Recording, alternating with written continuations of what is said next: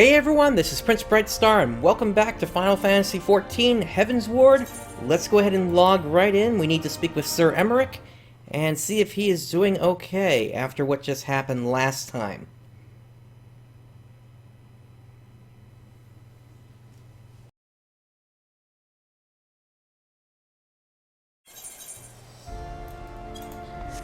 Alright, so let's make our way over to the Aethernet shard over here. And let's make our way to the Forgotten Knight.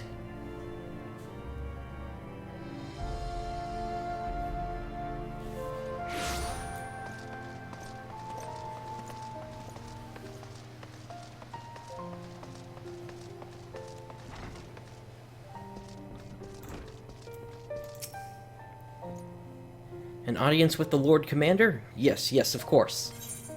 Let us proceed inside.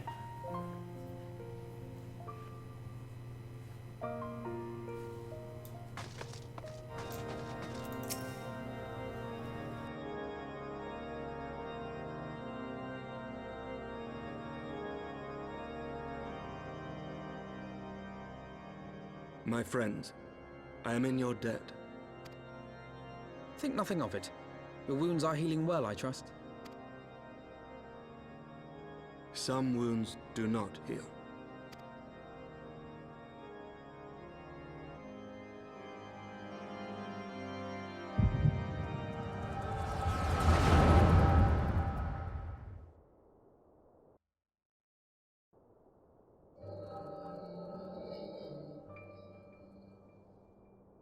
The Founding.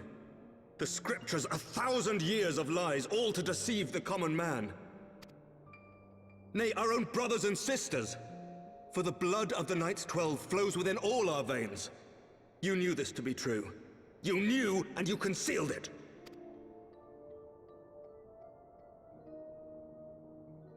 I should be interested to hear how you came by this knowledge. But yes, you have the right of it.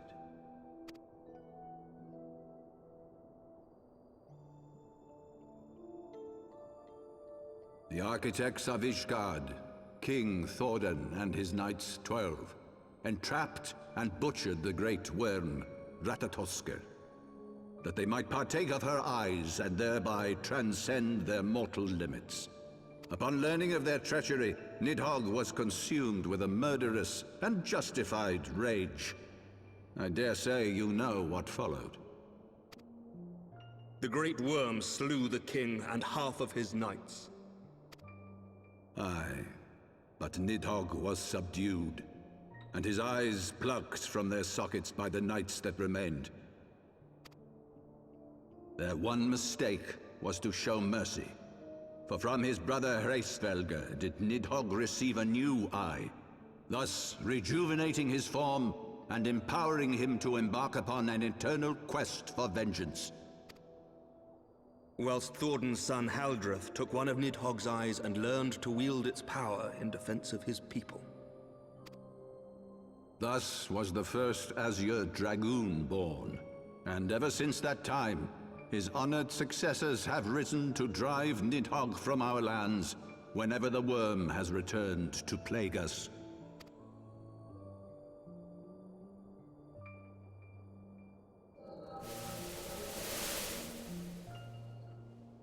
I ask you, my son, will you answer for my sins? Will your son and his son answer for me as well? What do you mean? If a man cannot atone for his sins in the course of his all-too-fleeting life, must his progeny then be held to account? Must every subsequent generation be judged as well? Thordan's betrayal of Ratatoskr was an unconscionable, unforgivable sin.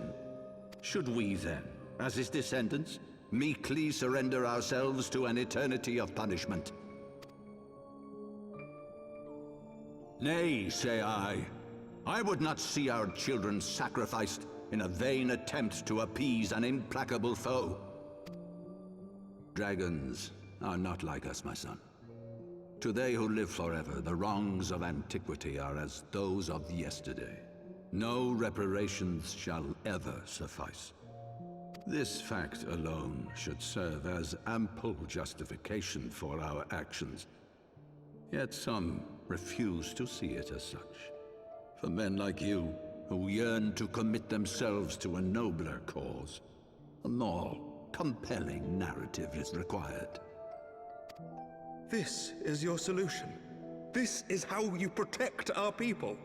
You have given us a lost cause, a death sentence. With your compelling narrative, you but doom our countrymen to give their lives for a lie. And they do so gladly. Highborn and lowborn alike are proud to serve, to fight and die for their country. And what would you say to them? What would you tell the wives who have lost their husbands? The mothers who have lost their sons? That their loved ones died for naught? Over the course of 1,000 years, countless men have donned these robes, and every one of them came to accept the necessity of this solution. Once, I hoped you might come to accept it as well.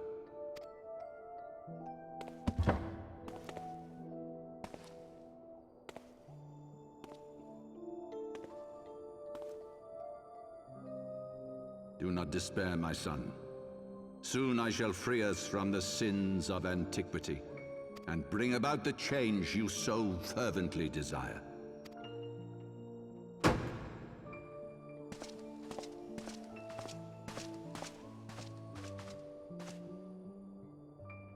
If he has spoken with others, I would have their names. Escort him to a cell and question him thoroughly. Your Eminence.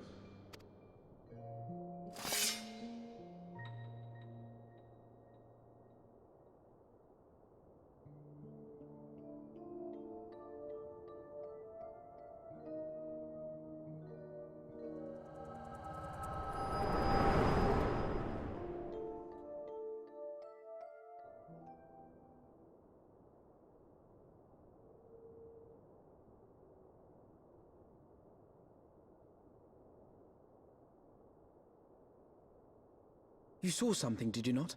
A vision of the past?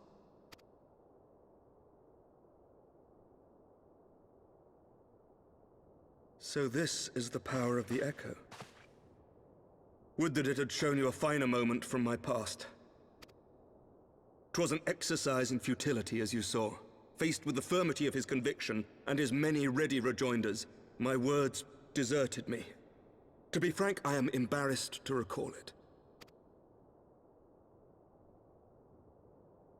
A friend once impressed upon me the importance of differentiating between words, deeds, and beliefs.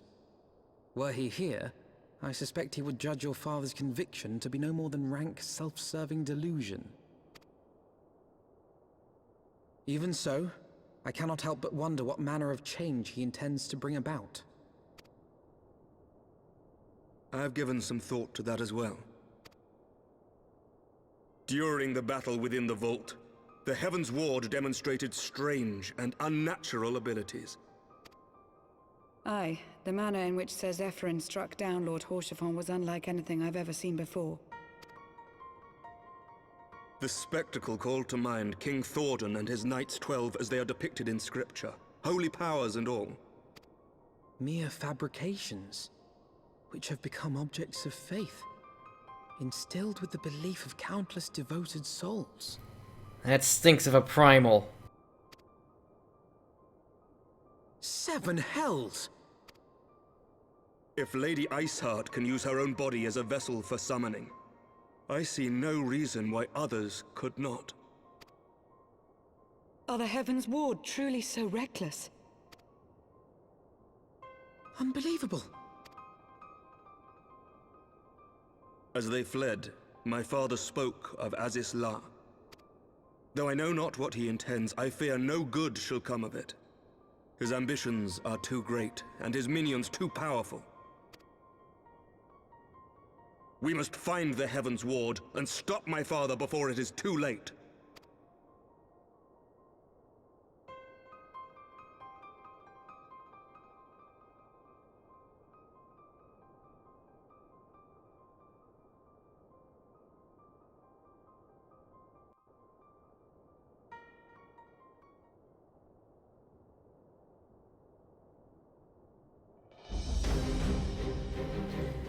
Master Brightstar, Master Alphino, I, Aymeric, Lord Commander of the Temple Knights of Ishgard, do hereby entreat the aid of the Scions of the Seventh Dawn.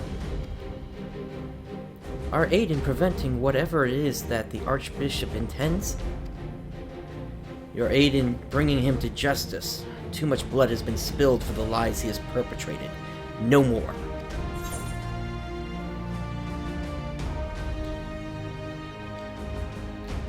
Life for death. I will have Sir Zephyrin's heart for what he did to Haurchefant. Yes, of course. You two were close, I know. Much has changed since our Order's founding, but our duty to combat the primal threat has not. If the Archbishop and the Heavensward are guilty of the crime of summoning, then Prince and I will stop them. Would that I could join you in this pursuit, but alas, my father's absence has thrown our government into chaos. Ever since the founding of our nation, there has been an archbishop to serve as a guiding light for the masses, a force for stability, to counterbalance the High House's ceaseless maneuvering. Convincing the people to recognize the truth of our origins would have been difficult, even with my father's support. The road ahead is that much more fraught with peril without it. Yet walk it we must, for unity is more vital to our survival than ever. After all, Nidhogg's death did not mark the cessation of the Dravanian hostiles. Far from it, we will have great need of each other in the days to come. You may even count on my lance, Ser Aymeric. To my dying breath, I shall defend Ishgard from the Horde. If I may, Lord Commander, I would like to assist the Scions in their search for the Archbishop. Prince, Master Alphino, pray attend me outside. Very well. With me, Prince. I believe we have much to discuss.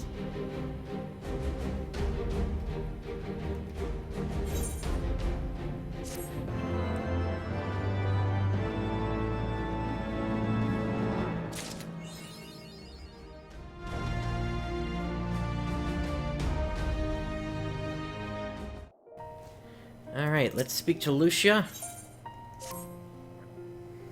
The Soleil was eastward bound, so I sent word to Camp Cloudtop on the off chance the airship passed nearby.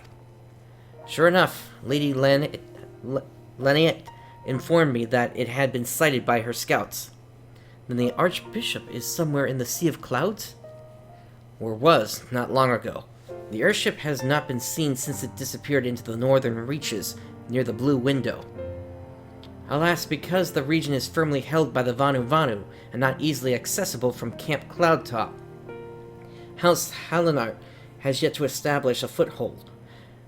We will need not only an airship, but a captain bold enough to risk the Beastmen's wrath.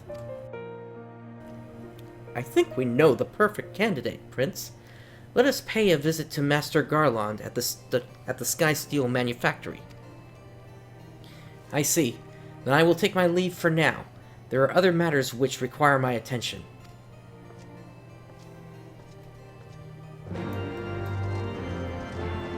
Alright, let us head over there.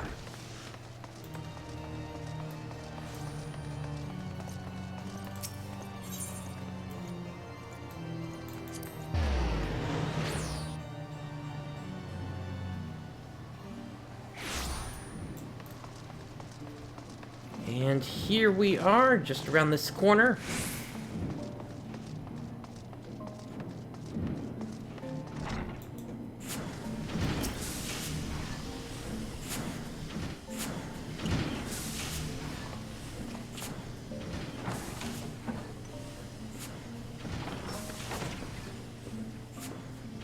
Ah, the dastardly duo. What mischief have you two been getting up to lately? You haven't heard, have you? I hardly know where to start.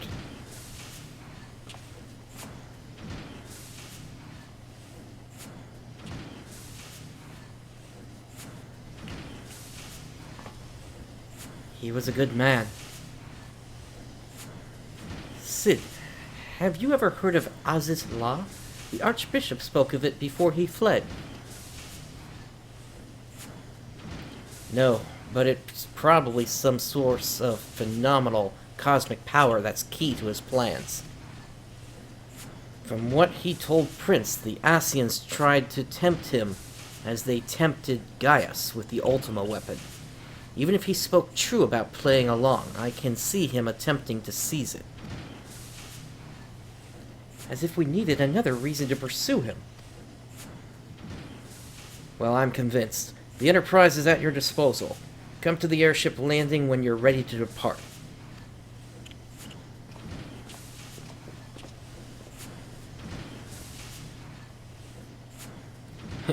It's just as well. After pulling you out of the fire these last few times, I reckoned I was due to deliver you into it.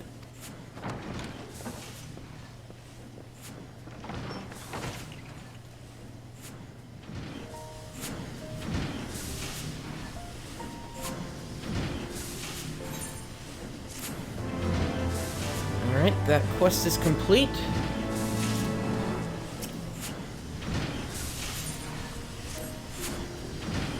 Into the fire, is it? In that case, I should inform Tataru of our plans. Pray go on ahead to the airship landing. I shall join you anon.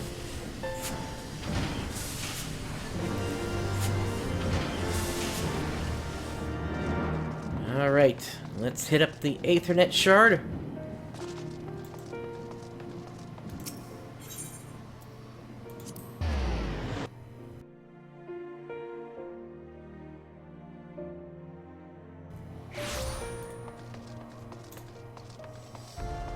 And we are headed down here.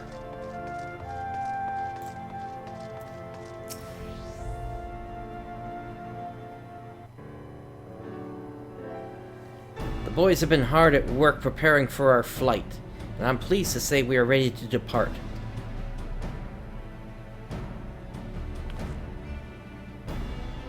That is, as soon as a certain...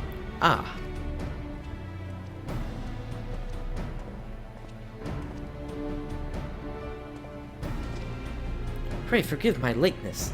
Tataru and I had much to discuss. We still have no news of the missing Scions, but she assures me that Urianger and Riol are pursuing promising leads. Come. We can continue this discussion aboard the Enterprise.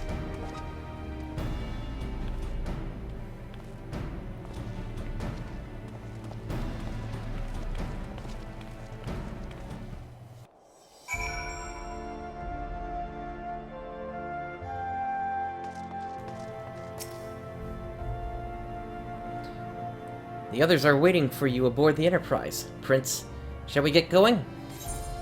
Let us board.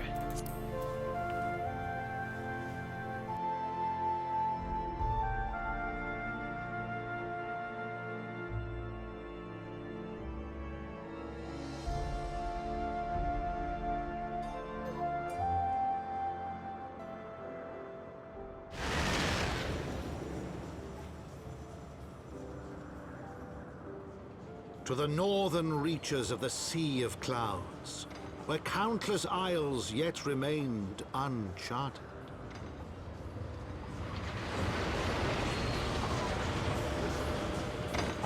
In search of a mysterious land known as Azizlar, and the unmasked villain who sought to claim its secrets.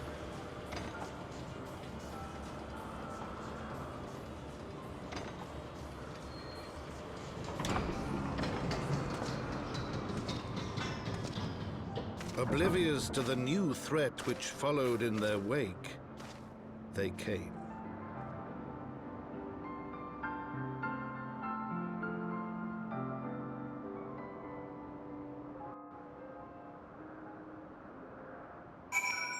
Alright, we are back in the Sea of Clouds once again. From here, Camp Cloudtop looks rather far. Be on your guard, Prince. The Vanu could be anywhere, even watching us as we speak.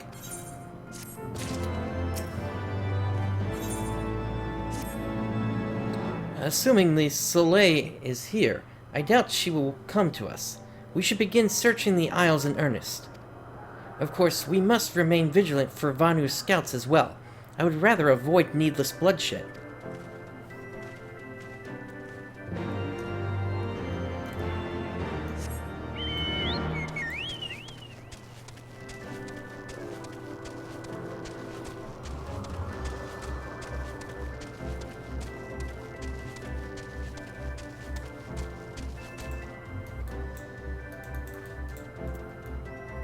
Alright, so apparently right here we need to look out.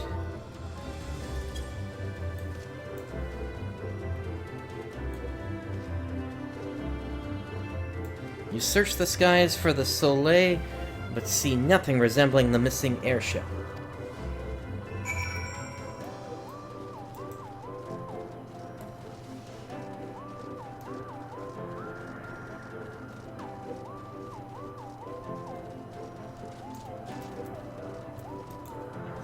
Looks like this might trigger something here, so let's cast Protect. Okay, duty calls. Let's go ahead and head on in.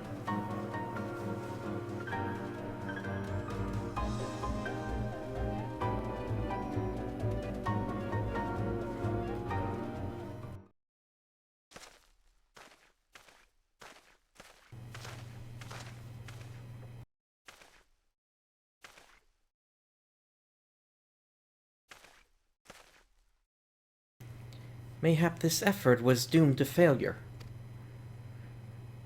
Begs mercy of Netherlings, does not fight, does not wish to die. Was that a Vanu being attacked? But by whom?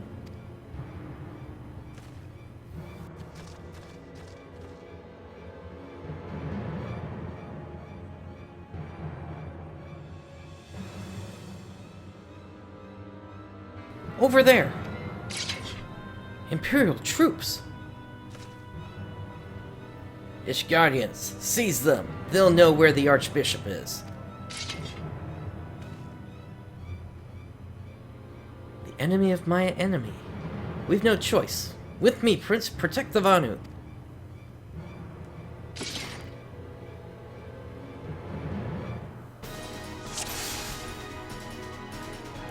Alright, let's get this going.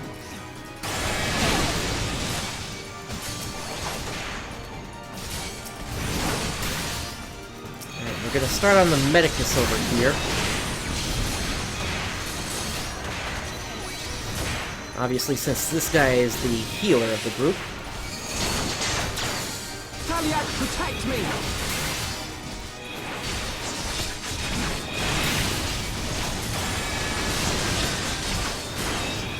Oh, he got a cure off.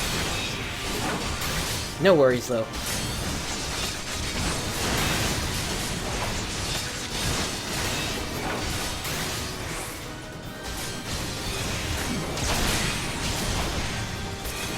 There we go, he's down.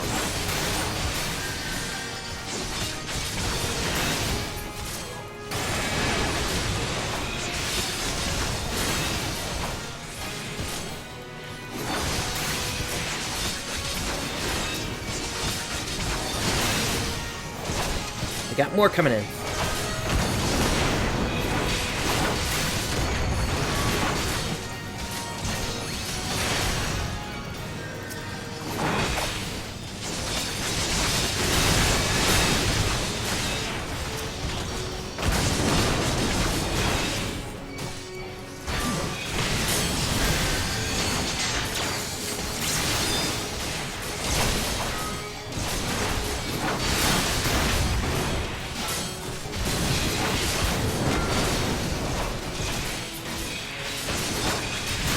I had to take that hit there, otherwise he was going to get that cure off.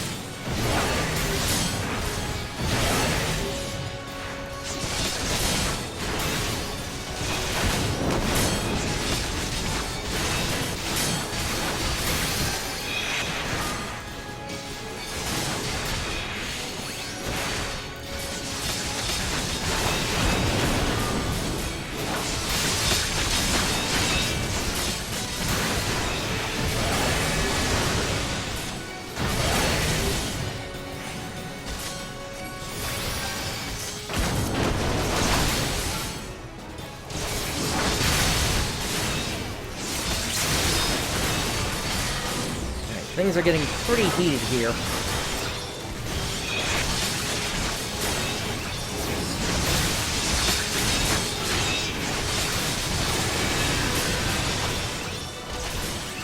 Come on, Alphino, keep me up. Alright, at least the Magitech is gone now.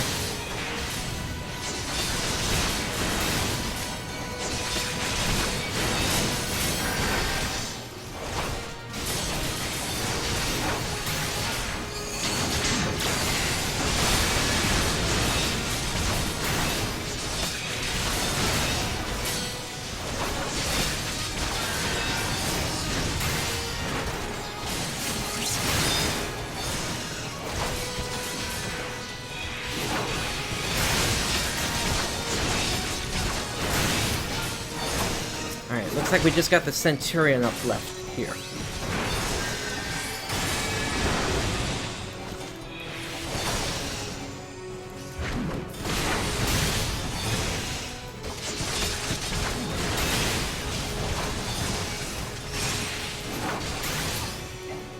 And there we go.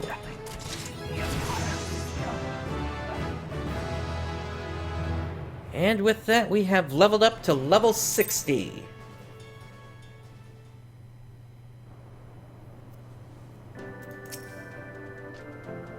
Netherlings save Lanu Vanu from certain death, showers Netherlings with thanks like summer squall.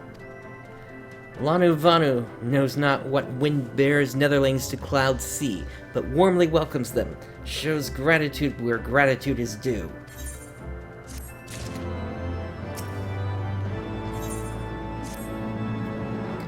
Lanu Vanu owes much and more to Netherlings. As saviors, as heroes, Zundu welcomes you. To village we go, to north, come, come! Oh, making friends every day. So the Garleans were searching for the Archbishop and believed that the Vanu Vanu knew something of his whereabouts. Methods notwithstanding, they may have had the right of it. I conclude that we should accept Lanu Vanu's offer of hospitality and visit his village. Alright, so we are going to make our way to the north, towards that village.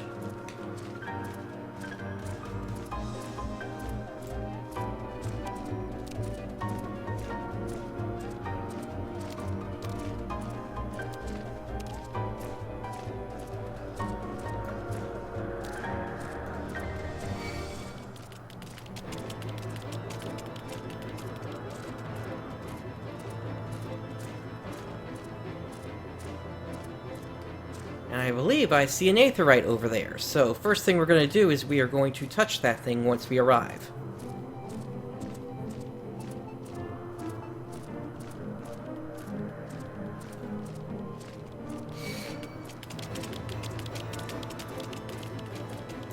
We'll get back to him in just a moment. Actually, maybe a little bit longer than that. Let's touch the aetheryte.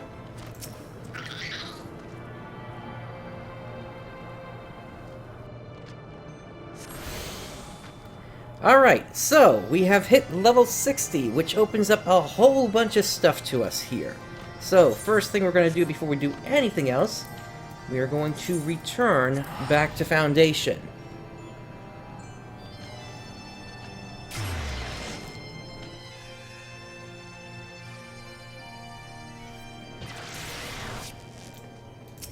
And let's hit the Aethernet to the Jeweled Crozier.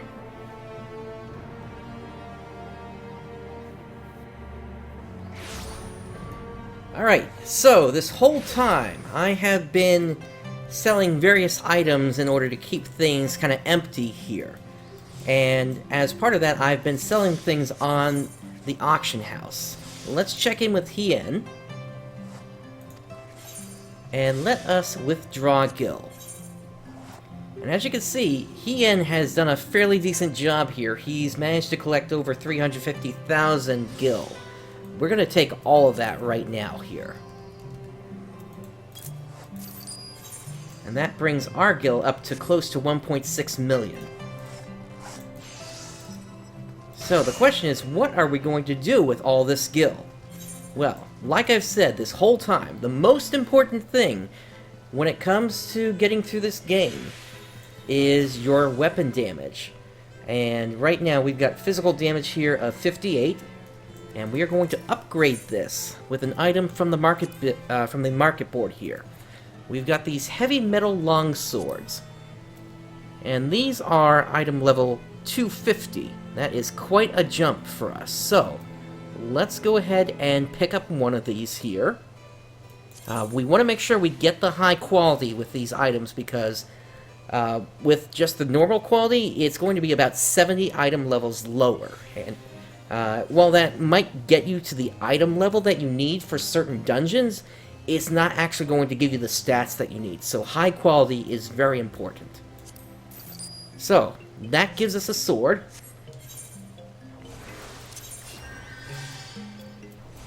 Let's see. Here we go, let's put that on. And so now our weapon damage is 81. That is going to be quite the boost here. And the other thing is we also have this materia melder here. Now, let's see. Okay, actually we won't be able to use that just yet here. We'll take care of that part of it later. In the meantime, let us also look at what else we can do with this here. So, let's take a look at body parts. This is a bit too expensive here. I was expecting we'd probably be able to get 2 or 3 pieces of gear by the time we had reached level 60. So I'm hoping we can at least get one other thing here. That's too expensive. Too expensive. I'm just going to kind of go through everything that's actually on the market right now and just see. Too expensive. Too expensive. That doesn't do anything for us, since it needs to at least have one of them for us to actually be able to pick something up. Here we go, so we could get some boots. Let's see if there's anything else that we can get.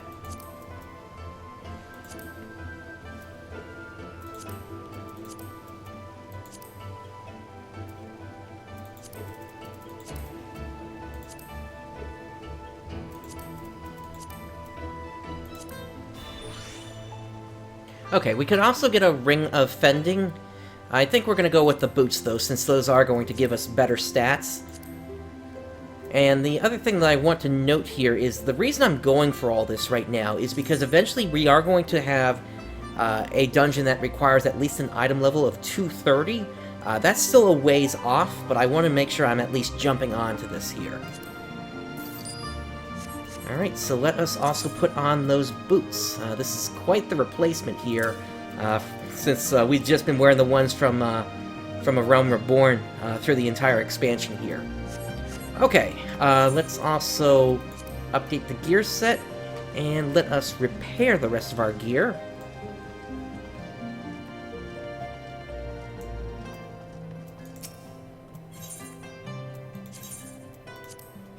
There we go, and with that, let us now teleport over to Falcon's Nest. And the reason we want to do that is because we now have one more Paladin quest to take on.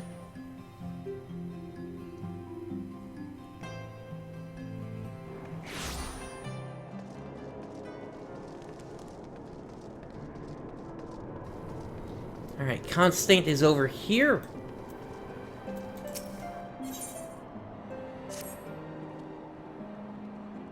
Terrible news, Prince. 100 Eyes has been gravely wounded. There were wolves, and he fought them off as best as he could, but by the time the sentries came to his aid...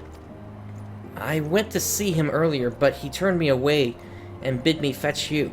For the life of me, I cannot imagine why. Alright. That person is down here.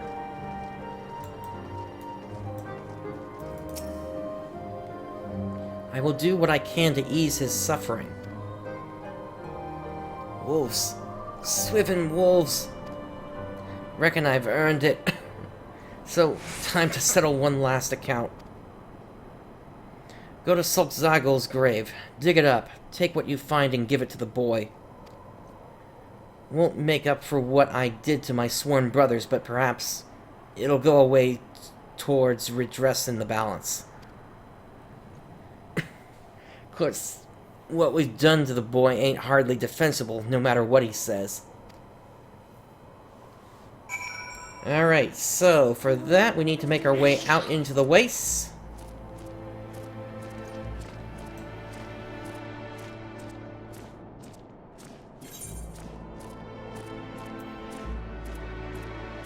And we are headed all the way over to here.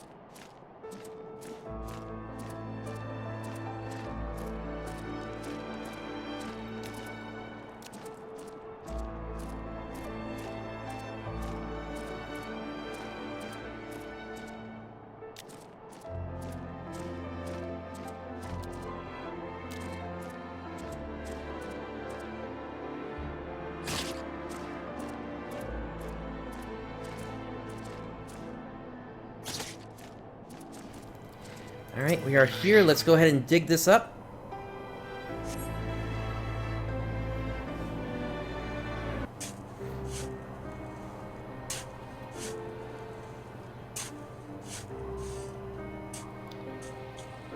Several foams beneath the cold, hard earth.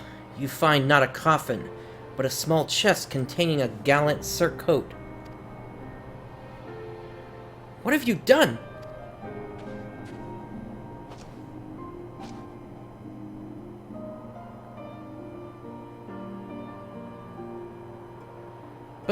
But how can this be? Why would 100 Eyes lie to us? That bastard. I will have answers from him. From them both. Come, we're going back to Falcon's Nest.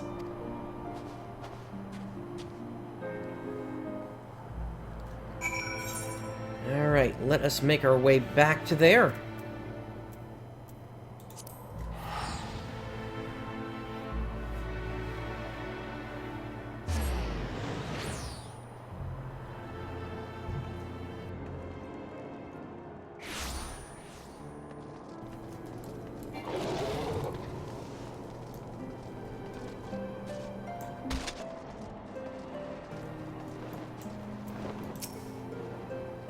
We're too late. Jenlins and I had grown worried that it has come to this. I'm sorry. There was nothing more to be done. Gods damn it all. We must have words, Constant. I go to Lancegate. Look for me there. What was it all for?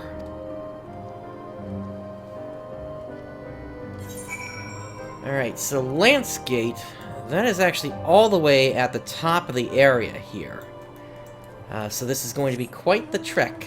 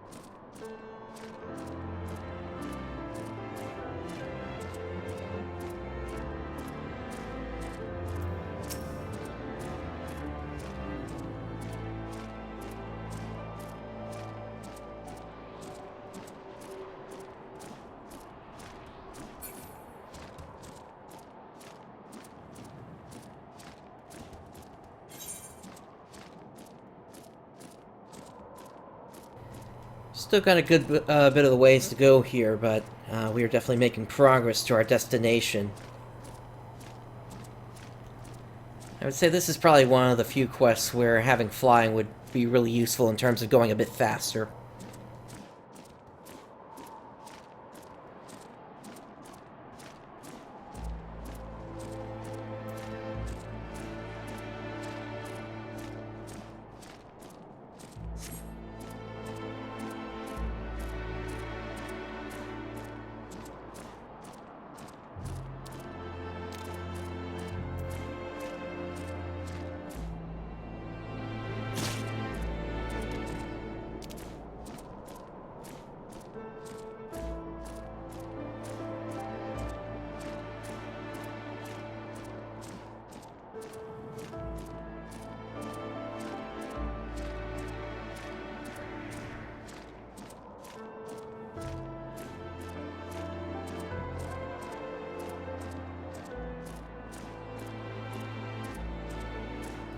Alright, we have arrived.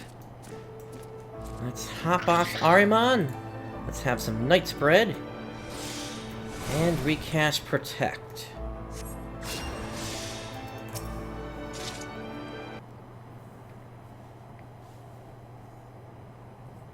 My comrade wishes to explain himself.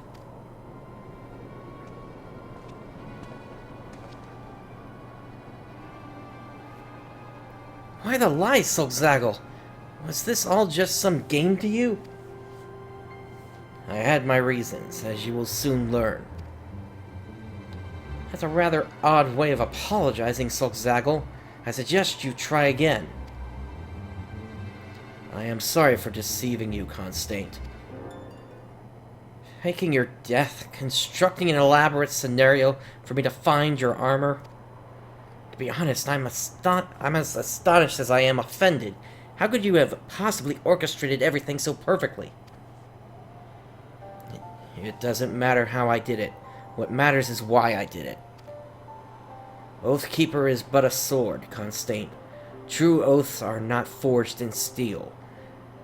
They are sworn in the heart. To merely reclaim the sword will not suffice. It must be won by a worthy paladin. Only then will it, and our order, be restored to its former glory.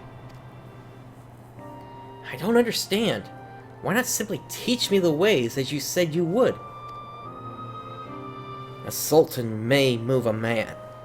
A master may instruct his pupil, but only when that pupil moves himself can he become a paladin. That said, I did not account for Prince's intervention. Master Papashan, as we discussed. Very well.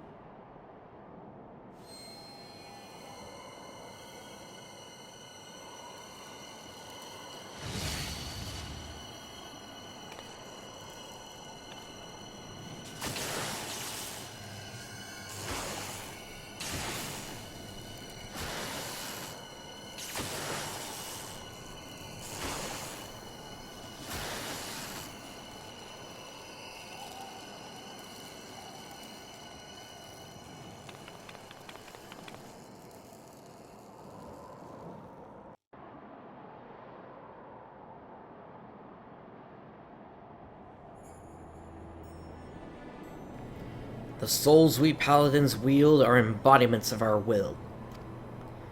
In keeping to our oaths, they grow stronger, more dominant. In the presence of a particularly pure soul, others may be compelled to yield. But when two souls cannot reconcile, when one cannot establish dominance, it can spell disaster.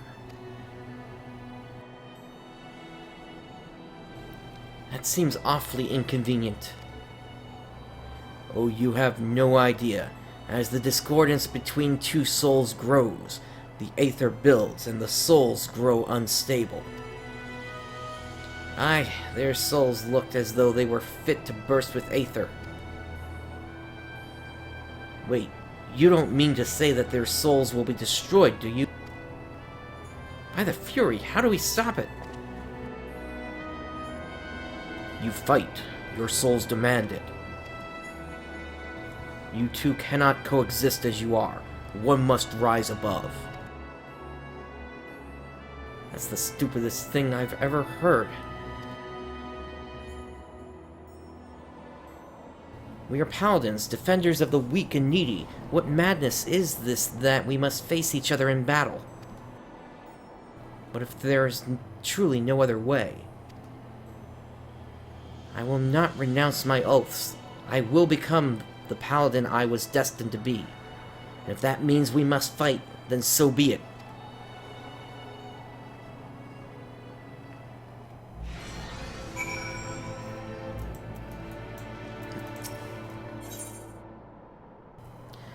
Alright, so duty calls.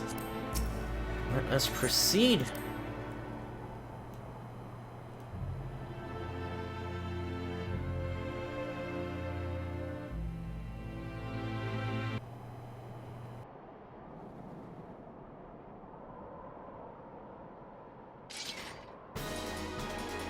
Come, brother!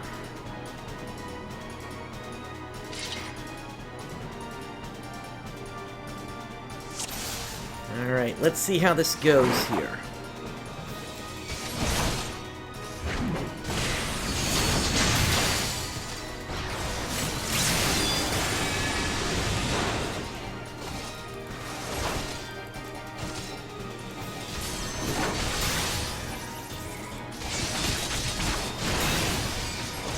It seems like he's going down fairly quickly here. Although he's also protected right now. Okay, he used hollow ground there. That's what happened.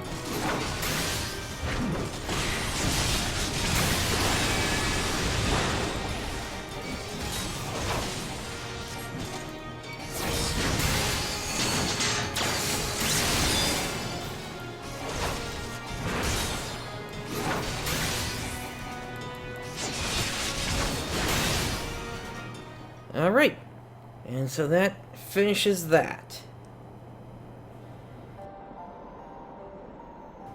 Am I truly so weak?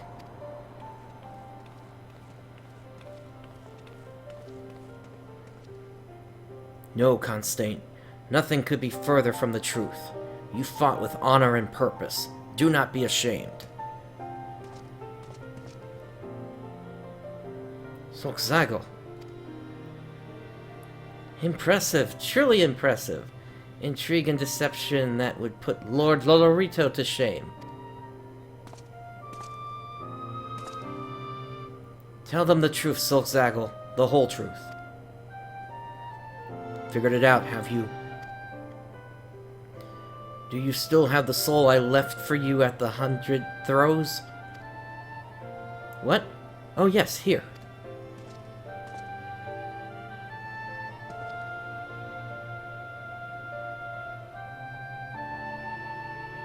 This soul once belonged to the first captain of the Sultan's Sword, the first paladin who wielded Oathkeeper. Once it shone with a resplendent light, as did Oathkeeper, but now both have lost their luster.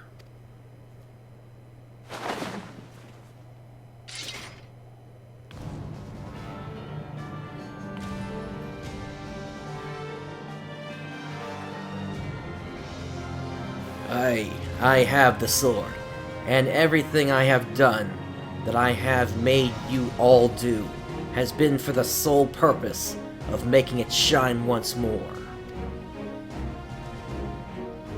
Of course, it's so simple. Wait, no, it's not. It's needlessly complicated. What of your soul? The one you gave to Prince when you first met. I yet have it, Sulkzagle. Take it and restore Oathkeeper's light with your own.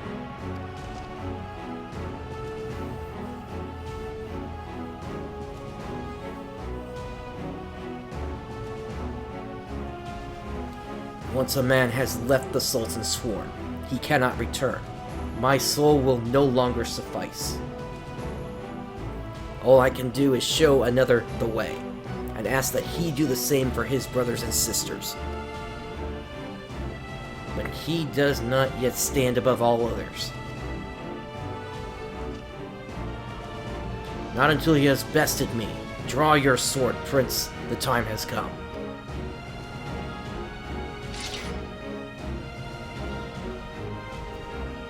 Alright, here we go.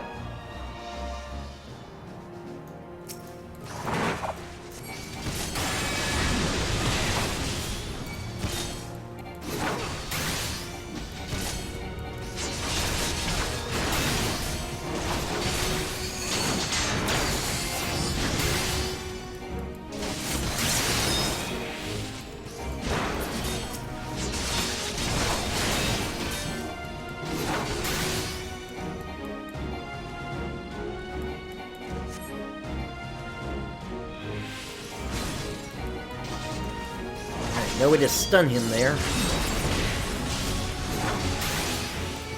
But at least I got behind him.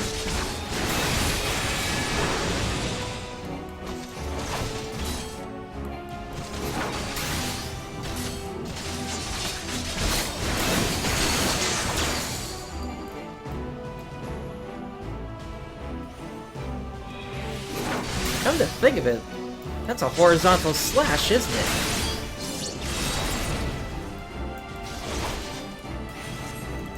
I seem to recall, as part of the Stormblood announcements, Paladins are supposed to get a horizontal slash, so I wonder if that's actually what the ability looks like. Alright, so let's take out these Sworn Shields here.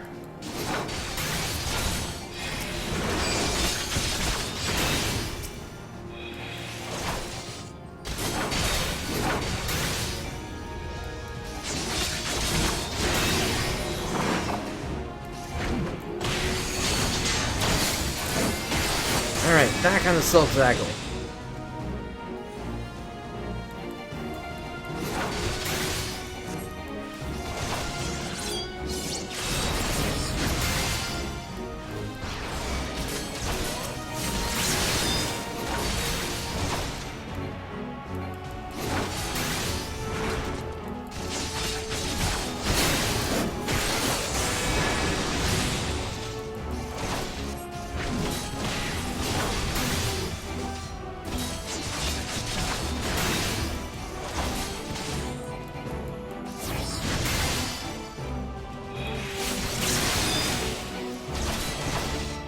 Alright, he's almost done.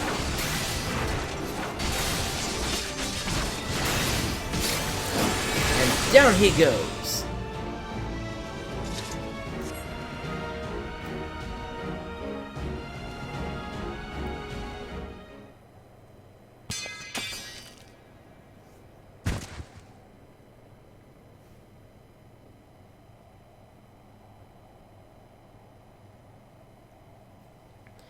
At long last, a paladin who can make it shine again.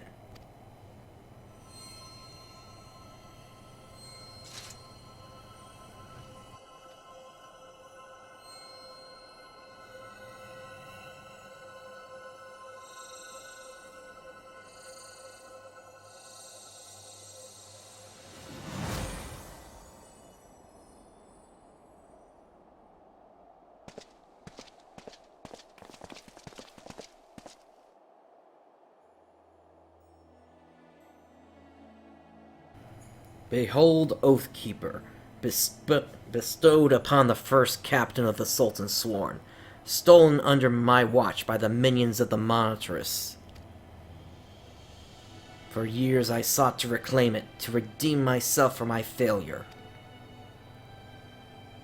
A paladin swears allegiance to the Sultanate, A paladin shall be the sword and shield of the Sultanate. A paladin defends the people of the realm. 30 years I aspired to those ideals. 30 years I tried to live up to the example set by our founder, so revered that his very soul crystal would be set in Oathkeeper's pommel. For those legendary captains of Eld, the sword would shimmer with such brilliance that night would be as day.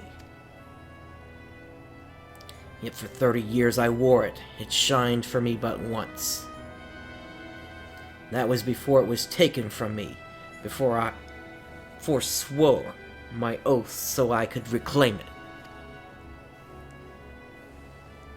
Prince, through all your trials and tribulations, you have remained true to yourself and to Eorzea. You continue to be an inspiration to us all. Come take up Oathkeeper, raise it aloft, and let it shine forth as a beacon unto all.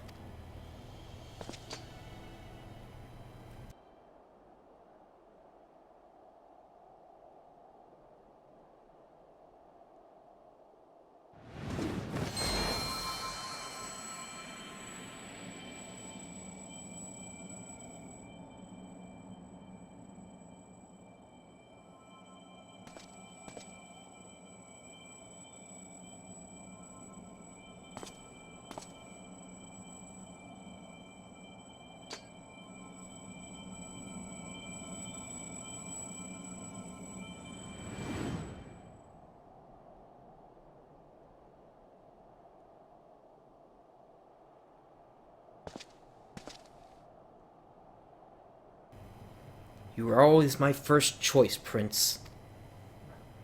Constant was incentive, motivation, though, in the end, he proved himself to be so much more.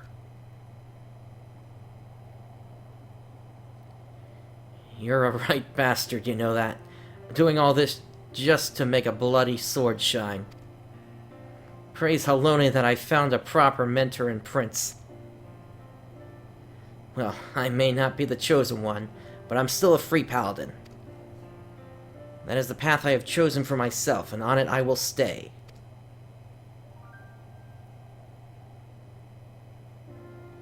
Well said.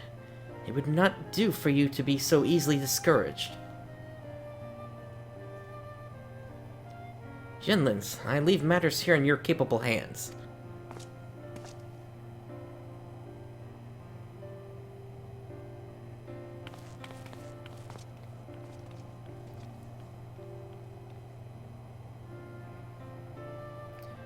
You've done it again, Prince.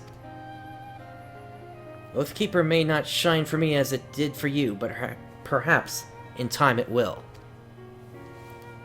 But even should it not, I will not lose heart, for a paladin's virtue is not in the radiance of his blade, but in the righteousness of his actions. By what we decide to do every day, we will be good men, or not. Solxagel, Oathkeeper is returned to the Sultan sworn. Will you not return to us as well?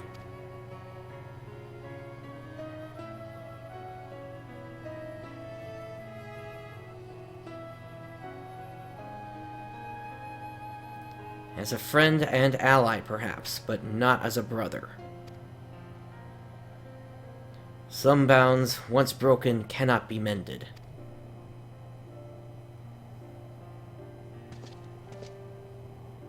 I thank you, Prince, for all you have done.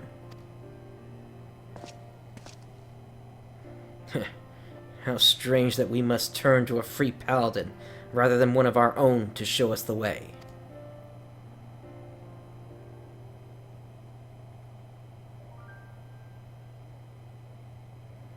Yet I suppose it is not the first time, is it?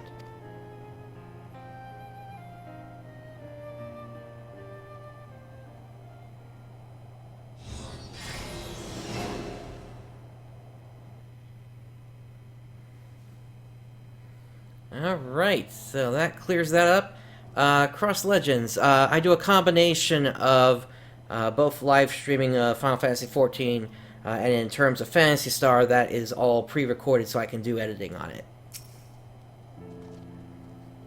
So that's it then. You're leaving? Ul'dah beckons, and besides, I've nothing left to teach you. Then I wish you well on your journey, and pray that you find happiness there. I'm coming back, you know. There's an awful lot of work to be done in Falcon's Nest, and I did make a promise 100 Eyes. Oh, then I shall see you when you return.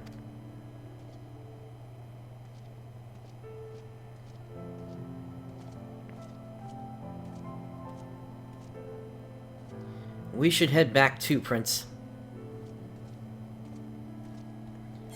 Alright, let's make our way back to Falcon's Nest.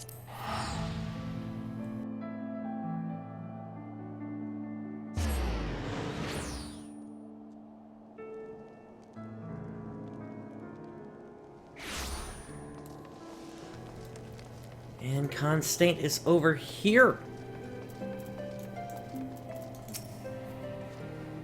I'm still not quite sure what it was all for, but it seems to have ended well enough. I suppose you ought to get back to your grand adventures, and me to my paladining, or whatever it is you call it. Right then, it's been a pleasure, Prince.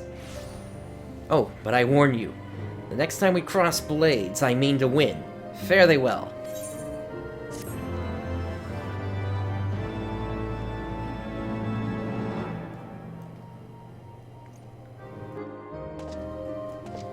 You have kept your oaths and established dominance over your fellow paladins.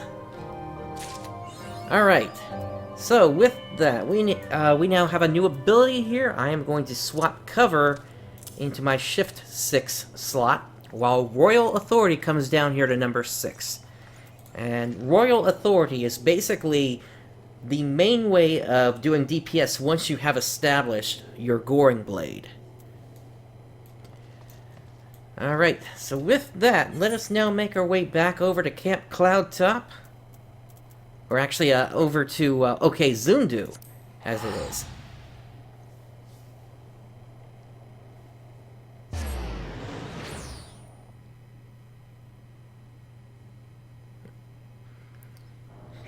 That's fine, thanks for stopping in, Cross Legends.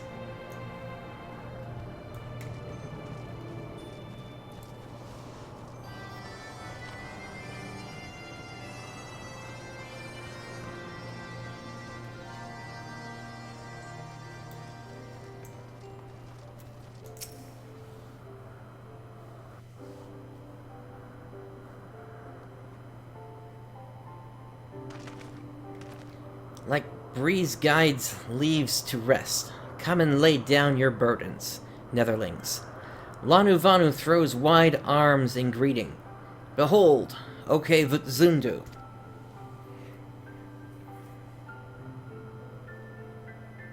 Or is it Ok Zundu? A far warmer welcome than the one you received from the Vundu, I think. Ha!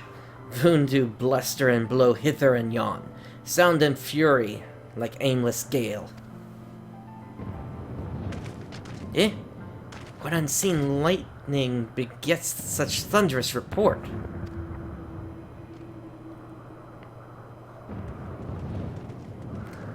There you are. Did you see it?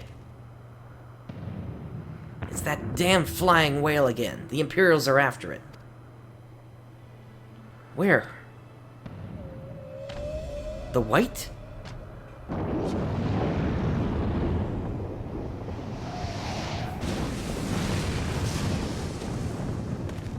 He's wounded.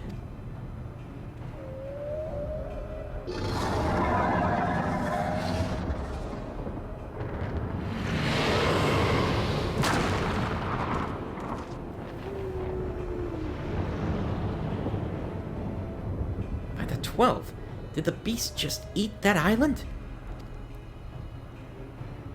Oh, insatiable White, oh devourer of worlds, why must you torment us? Ah, Lanu Vanu wastes no more words on his unfathomable deeds. Come, Neverlings, come and break words with Chief of Zundu.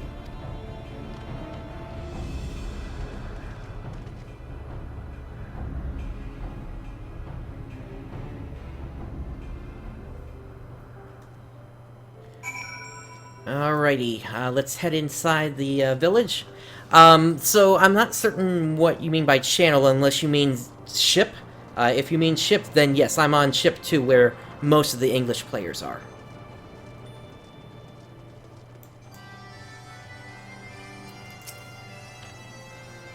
With wisdom deep as nethers and eyes clear as cloudless blue, Sonu Vanu speaks for Zundu. Hearken to his words.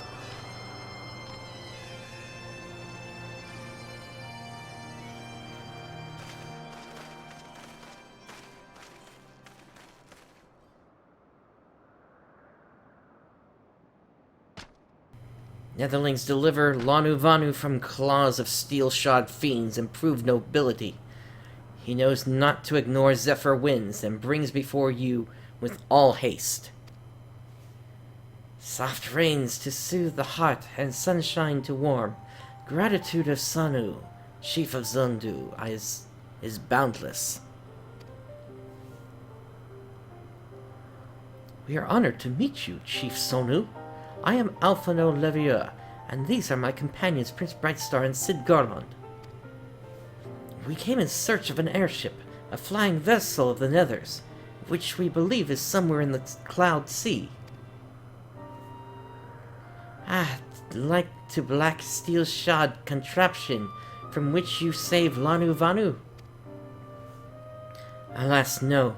That ship belongs to the Garlean Empire, an old enemy of ours, though not the enemy we are looking for at present. The men we seek wear armor of purest white and are led by an older man in white robes. Wait, Lanu Vanu hear tell of these Netherlings.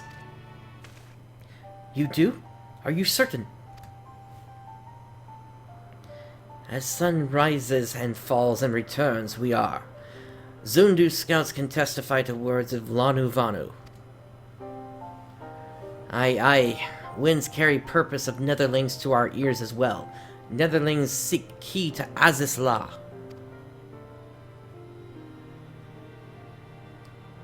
Now we're getting somewhere. Tell us, Chief Sonu, what exactly is this Aziz La?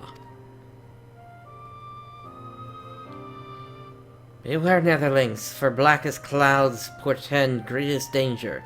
Look not into heart of tempest. There lies ancient birthplace of sin, home of forbidden secrets. To speak more is to call the wind. But the white devours isle where key is kept. Deep within bowels of mighty Bismarck it lies, beyond reach of the foolhardy. And beyond ours.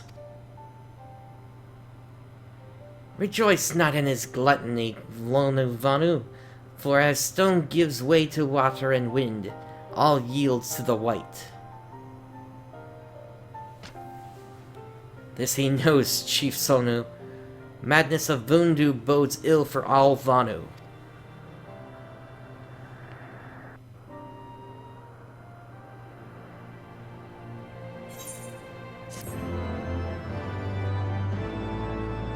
Alright, so basically Bismarck has eaten the key.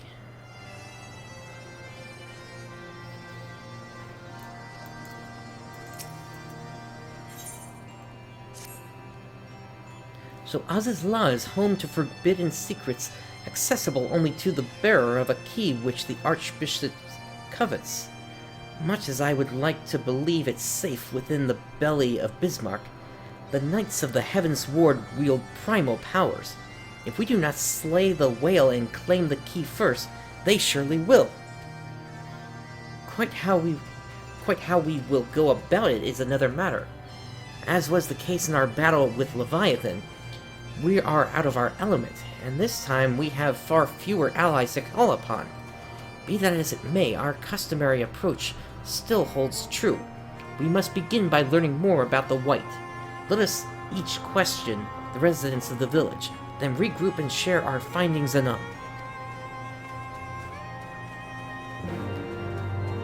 Alright, let us speak to the townsfolk. If Netherlings seek knowledge of the White, then speak with Kunu Vali.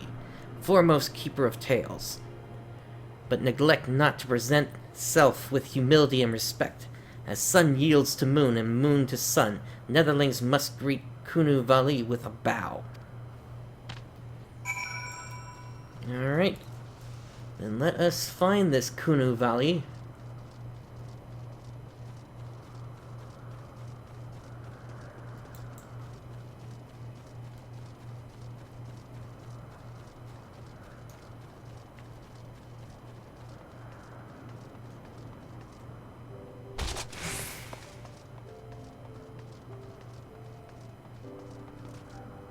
They should be in this area somewhere here. There they are.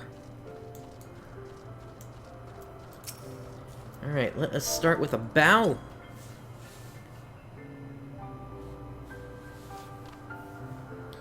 Zephyr winds at your back and sunshine to warm your brow, traveler from below.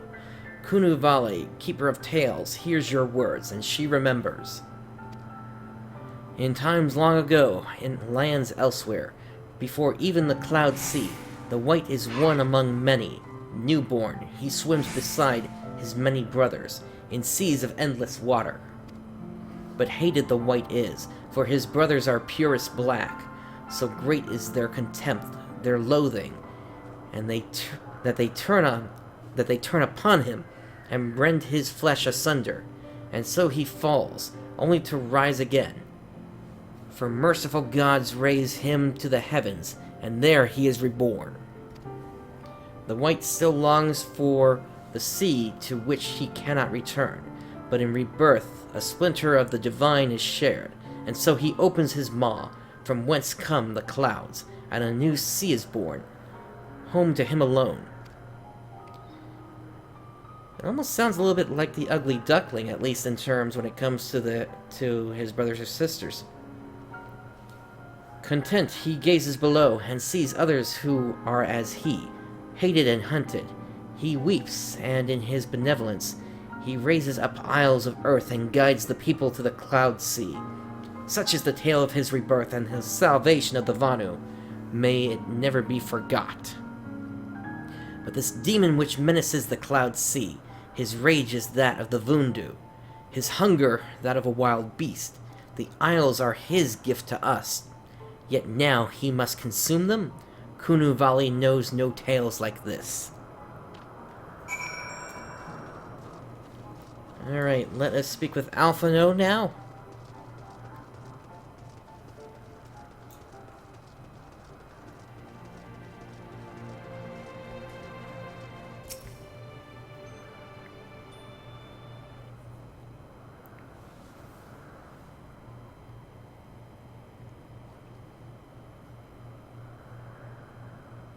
So according to the Vanu, the Sea of Clouds and the Floating Isles were gifts from Bismarck to his people.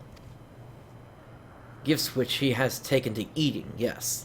Technically within his rights, I suppose. If perhaps a little ungenerous. Gods, eh? But what of you, Alphino? Did you learn aught of value? Alas, no. That is, unless you have an interest in the intricacies of Vanu sky fishing. Sky fishing? My gods, that's it! Alphino, my boy, I could kiss you.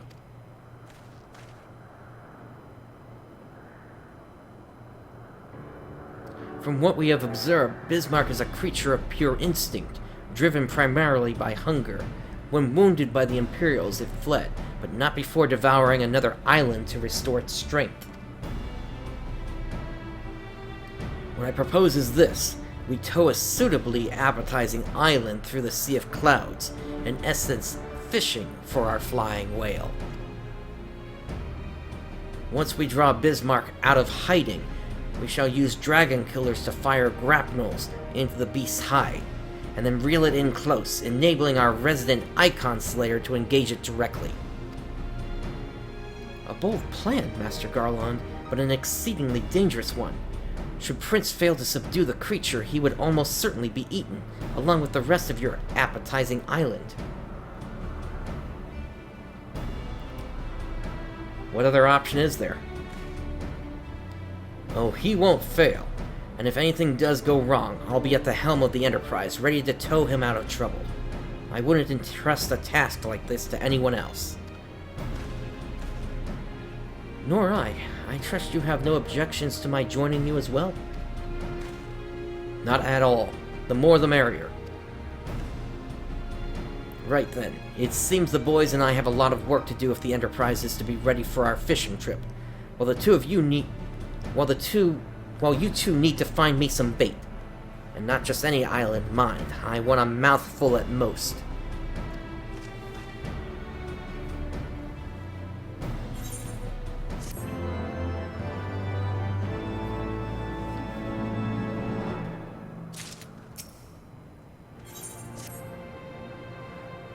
Well, you heard Sid. We need an island to bait the hook. By way of a first step, I propose we speak with Chief Sonu. If the Zundu are as concerned by Bismarck's behavior as they have given us to believe, they may well be supportive of our efforts to slay him. Alright, then let us make our way back over to the chieftain.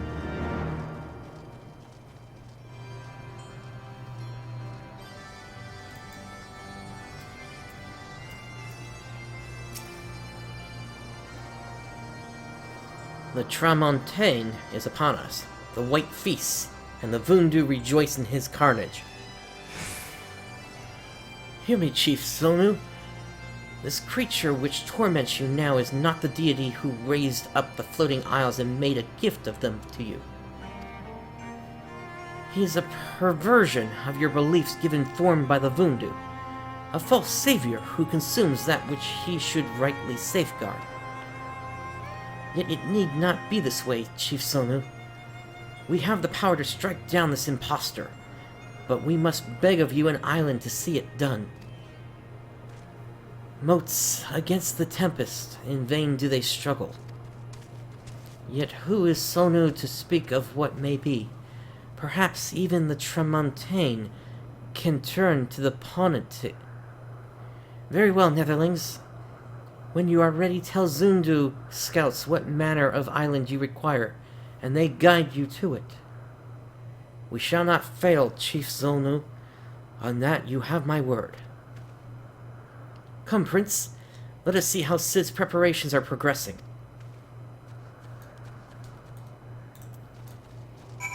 Alright, so Sid is actually quite a ways away here, so let's hop on Ahriman.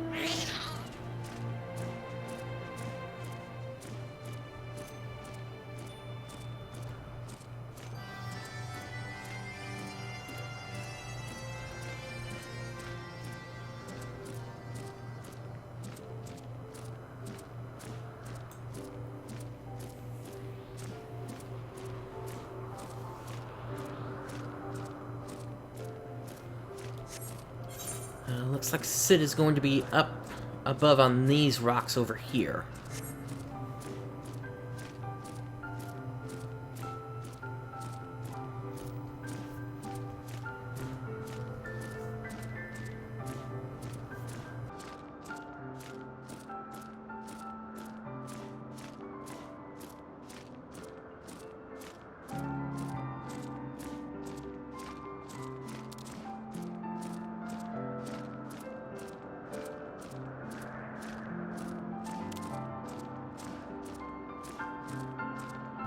Alright, here is Sid. Our Ishgardian friends have furnished us with dragon killers and ammunition, and I've taken the liberty of procuring a Magitech field generator as well. Rest assured, we've changed to spare, every link forged by the manufactory's master craftsmen. If you've any lingering doubts as to their strength, know that they were originally intended to bind dragons, and were not found wanting. It pleases me to inform you that the Vanu Vanu have agreed to furnish us with an island of our choosing. Then all that remains is to confirm the readiness of the poor buggers who will actually be doing the fighting. Prince, let Wedge know when your party is assembled. Well, we're all set to go here. I probably shouldn't be telling you this, but I don't like this plan. I don't like it one little bit. but I can't help being excited all the same. So tell me, Prince, are you ready to hunt the white whale? Yes, we are indeed ready. After you then, Prince. All aboard. Alright, so we have a new trial available to us. Let us go ahead and queue in for that. Now, hopefully the wait on this won't be too long. In the meantime, I'll just take on a couple of enemies here, just to see if we can get any drops.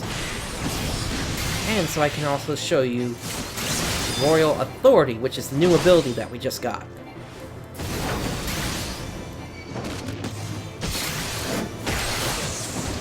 So as you can see, that does quite a bit of damage there. Typically, once you have established enmity, your combo would effectively become doing your Roaring Blade combo and then doing 2 Royal Oaths. If you want a little extra DPS, you can, of course, also add in Fracture. That times out fairly well with what should be one last hit from Fast Blade, essentially.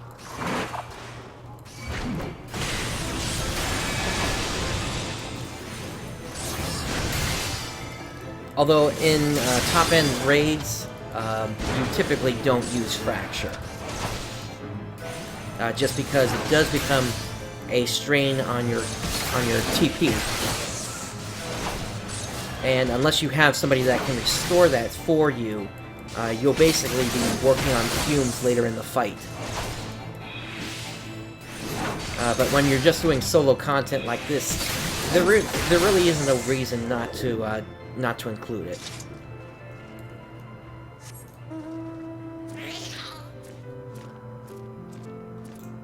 I'm hoping I can actually get these wind sprites to drop their crystals. Those can sometimes sell pretty well on the auction house.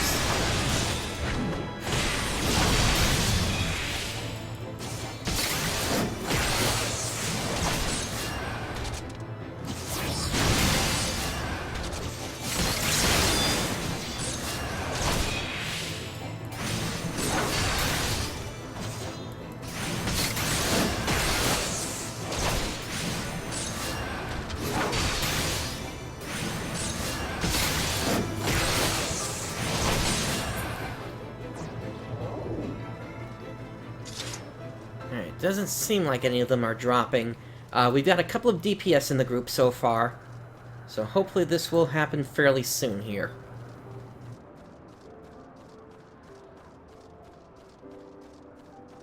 I guess while we're waiting, let's also speak to everybody here. Would that I could fight alongside you, Prince. But primal influence being what it is, I think it is best I assist Wedge with the machinery on this occasion.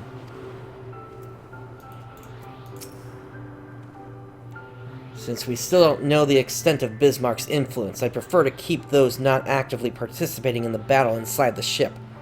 It would be a shame if one of us started chanting, the white, and stabbed you in the back after all. Don't worry, Prince. The Enterprise is more than capable of staying ahead of Bismarck. Alphano and I will be keeping an eye on things in the engine room just to be sure.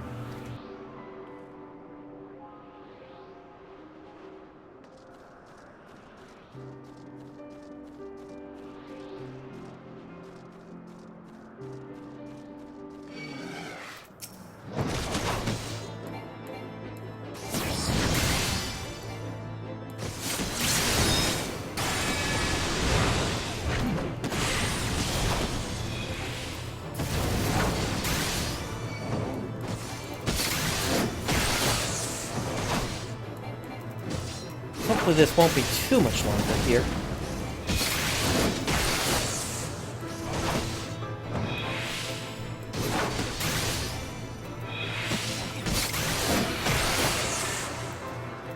This is kind of one of the disadvantages of the story quest, though, and the fact that you kind of just get stopped at points like this here.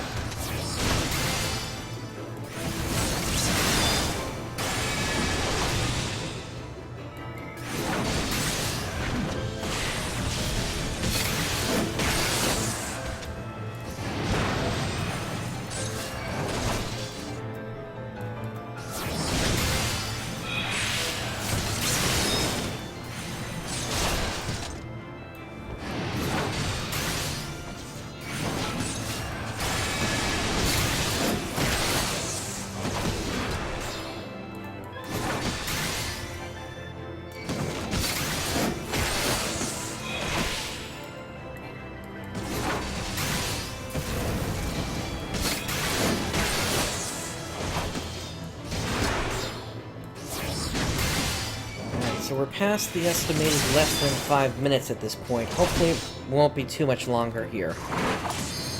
There we go. Let's finish this guy off and get in.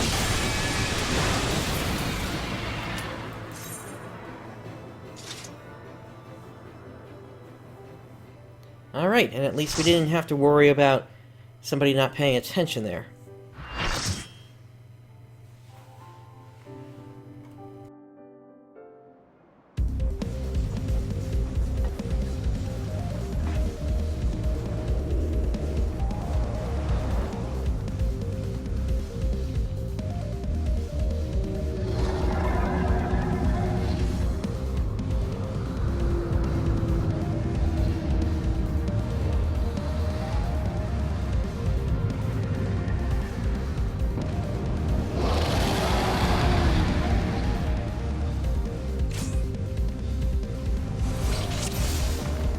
Alrighty.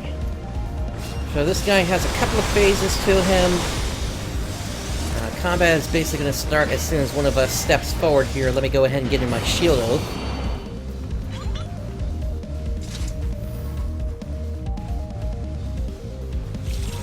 And let's get this going here.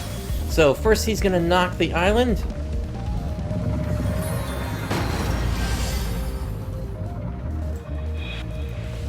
And now each of the tanks is going to grab an ad.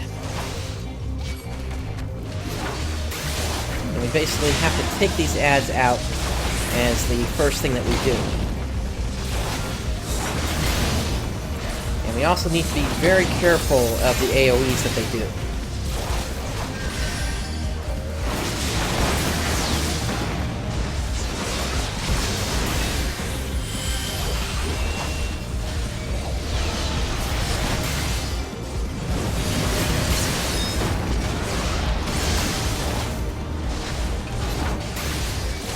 So the dragon killers are ready, and we need to fire those off. Now I'm going to go into Sword Oath real quick here. We basically need to hop on this guy's back.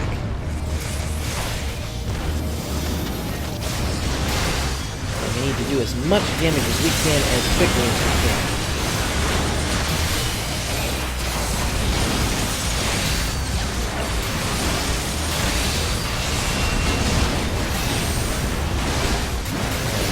We're not going to get this on one round here.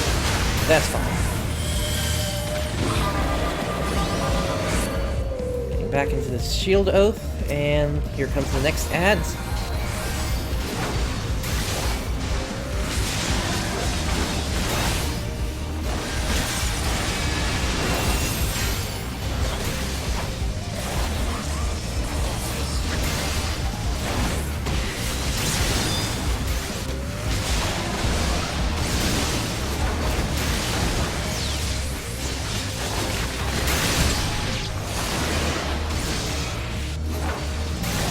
So there goes the first ad here.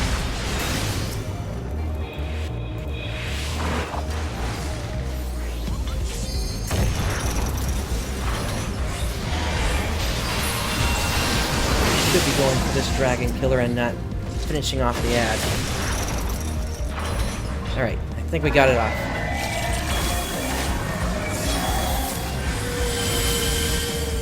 Because what Bismarck does is he drops that water droplet on top of it, and that basically disables the thing.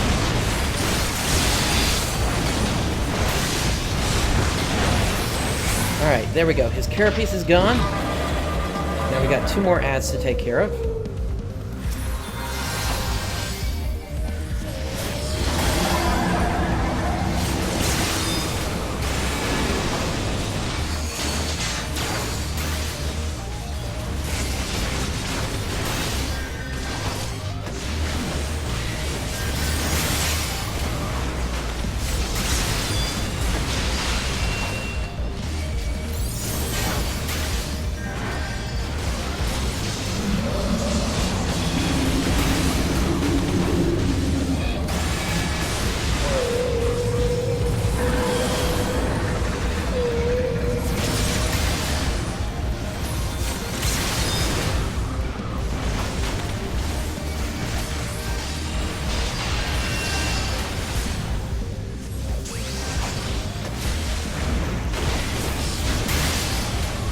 guys have quite a bit of health here, so it takes a while to take them down, unfortunately.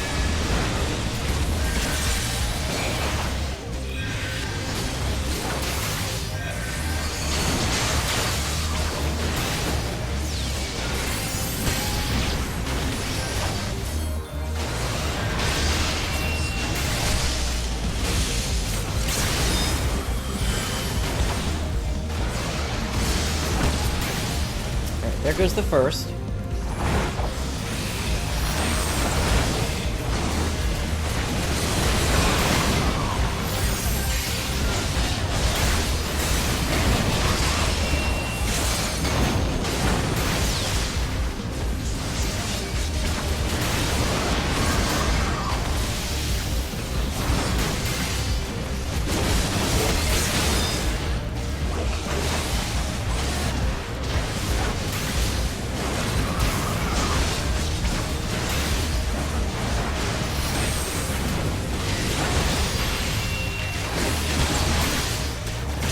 So, once this guy is down, we're going to head into the second phase of this fight. There we go, let me get into position.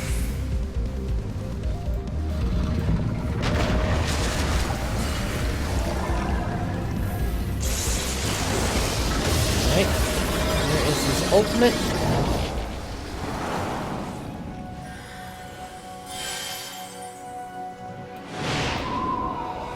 There goes the Magitech field generator.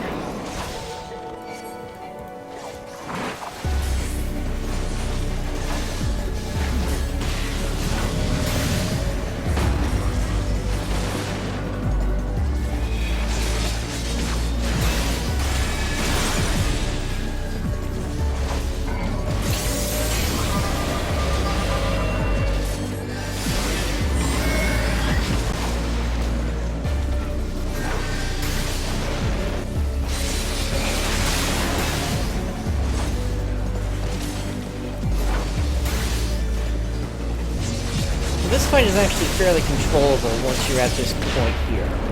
You just have to make sure that nobody goes down during the fight, and you're pretty much good to go. People do need to pay attention still, though, of the AoEs like that one.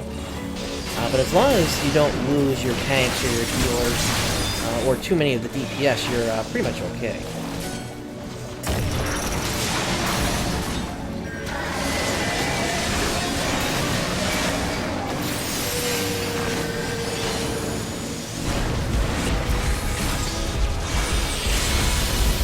So at this point, I'm going to go for my full combo.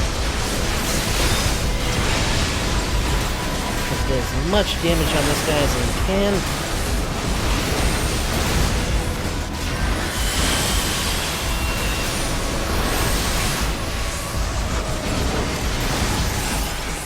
Alright, we got one more round.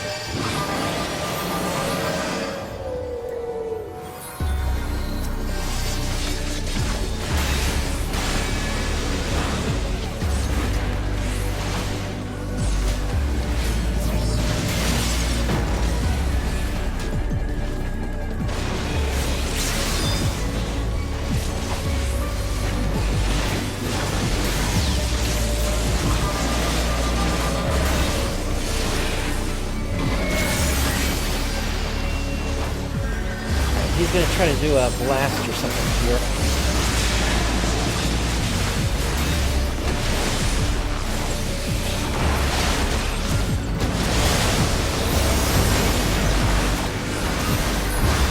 I'm gonna try to loosen this up for this guy here.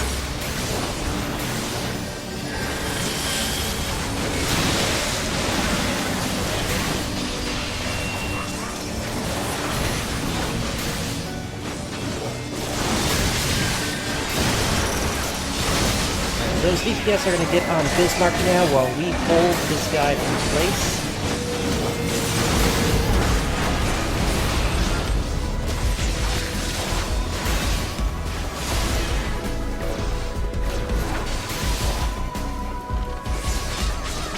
And down goes Bismarck.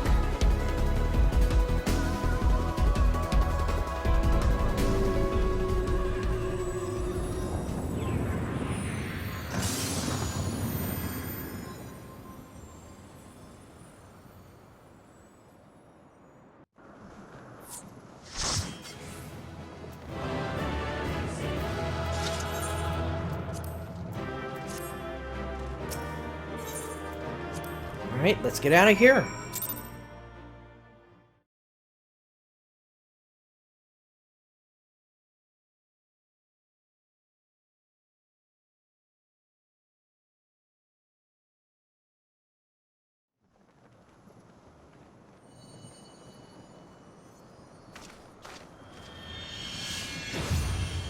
That must be the key.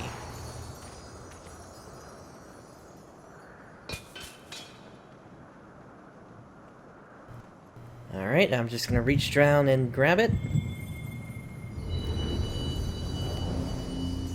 Or not.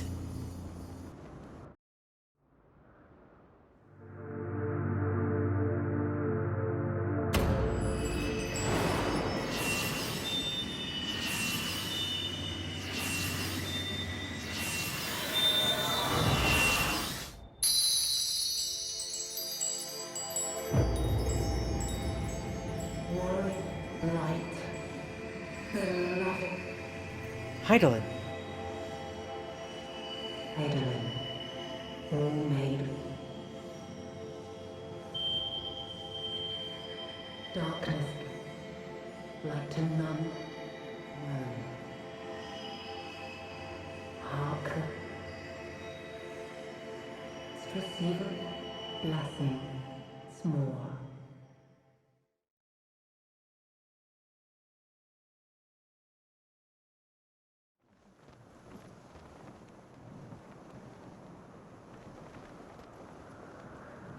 Alright, let's grab it.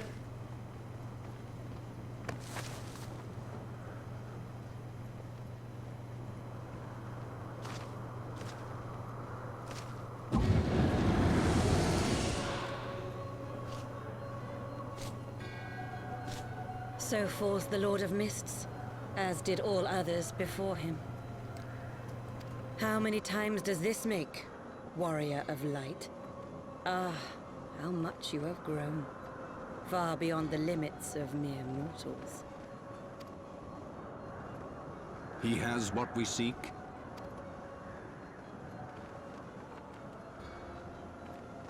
That he does. The key to Azizla and the secrets of Alag. Sounds like it's time for a hasty teleport.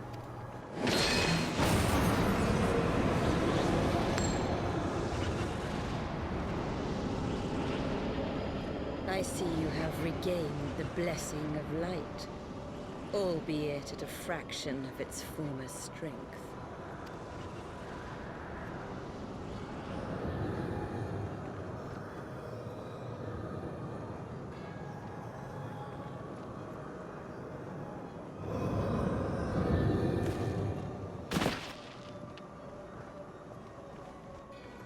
My thanks to you, Ascian. And to you as well, Warrior of Light, for saving us the effort of slaying Bismarck.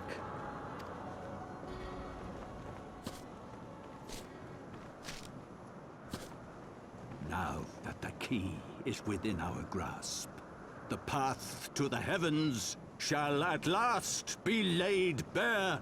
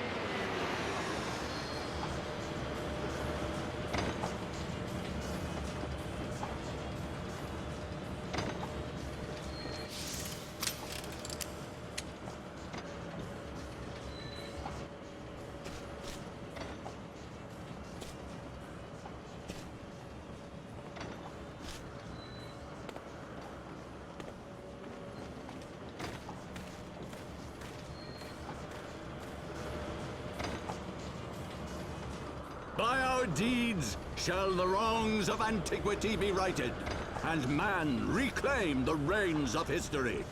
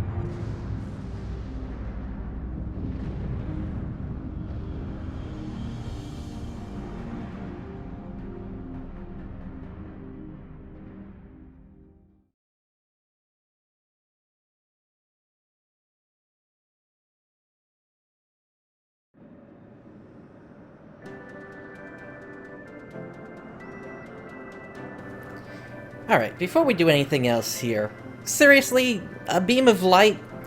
Ripping off Phantasy Star now, are you, Square Enix? Anyway, let's speak to Alphino. Forgive me, Prince. Had I known what was happening, mayhap I could have done something to stop them. Alas, Wedge and I were still sealed within the engine room, and heard naught of the struggle until it was over. And now, for all our efforts, the Archbishop holds the very thing we sought to keep from him. But all is not lost, for we yet live, and we know their destination. Let us give chase and bring an end to their machinations.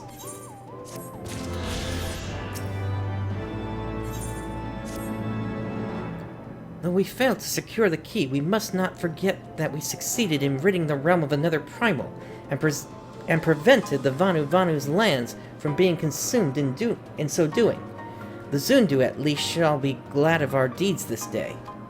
Let us go and inform Chief Sonu of our victory. Sid and the others will need a moment to tend to the Enterprise besides.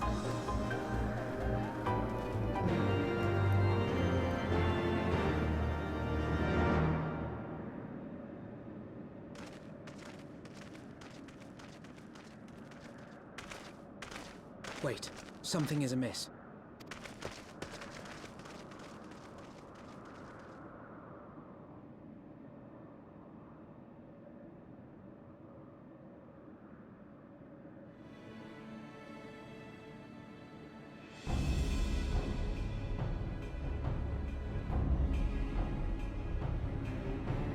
Imperial troops.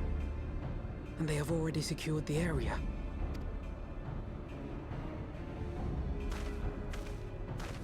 Reveal yourselves at once!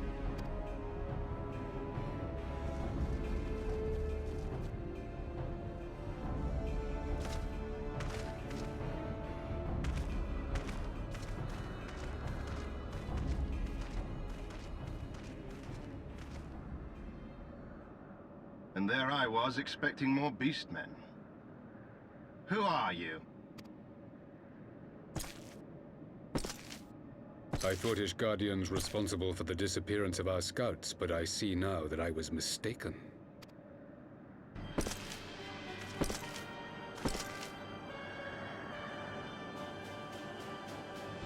Just as Wire observed, the Warrior of Light is wont to appear at the most inopportune times. The Warrior of Light? He who bested Van Baelsar? It would seem that the famous hero of Eorzea seeks Azizlar as well. Hardly unexpected. The secrets of the Allagan's power to bind icons to their will could scarcely fail to interest the Scions of the Seventh Dawn. You know as well as we what will ensue should these insatiable creatures be allowed to roam free. That their very existence threatens the life of this star. We but disagree on the solution to the problem. Genocide has ever been the Empire's favored recourse. And that is why we will continue to oppose your every attempt to claim Eorzea. You do not hesitate to speak your mind, even when your every word could be your last. Alas, your sentiments betray the narrowness of your view. The fate of Eorzea and its inhabitants is of little concern next to the fate of the world. 'Tis my solemn charge as Emperor to bring the icons to here. If this requires the extermination of certain elements, then so be it.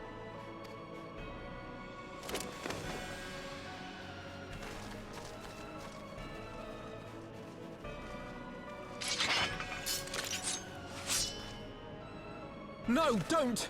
They are not his thralls!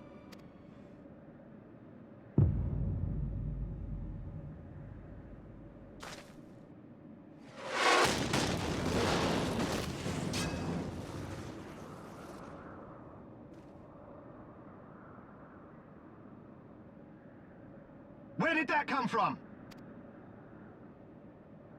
Take cover!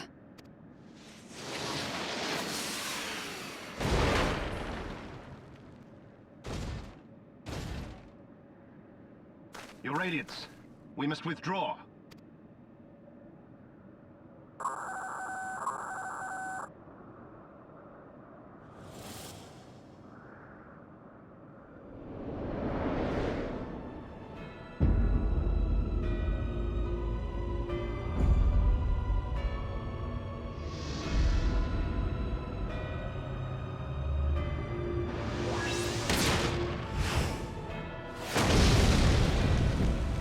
We shall meet again, warrior of light. On that you have my word.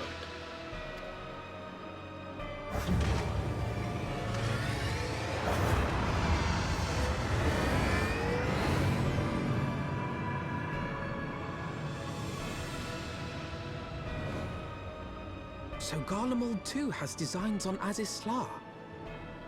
But why would the Emperor himself elect to lead the expedition?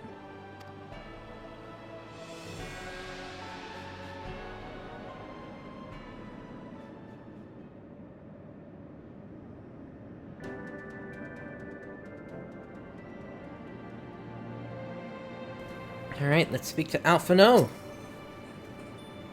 Never in my wildest dreams did I think I would stand less than 20 paces from the Emperor of Garlemald, Varus Zos Galvus, in the flesh. I assume the commander that accompanied him must be the legatus of whom the centurion spoke. Ah, pray forgive me. This is neither the time nor place for such idle speculation. Pray return to the Enterprise at once. It occurs to me that our friends may have run afoul of Imperial forces as well.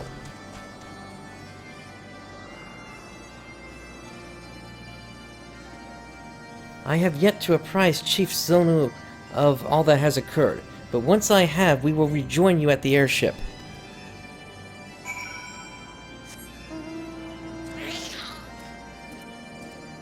Alright, let us make our way back over to there.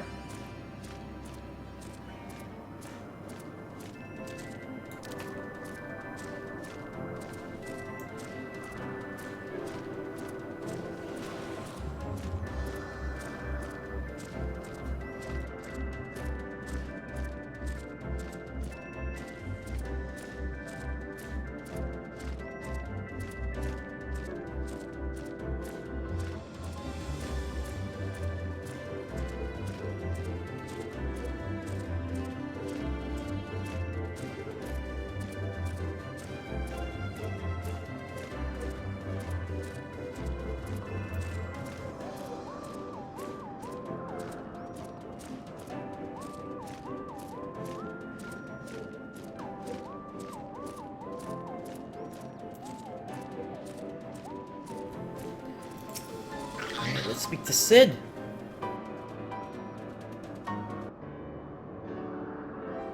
Thank the 12 you're alive, Prince.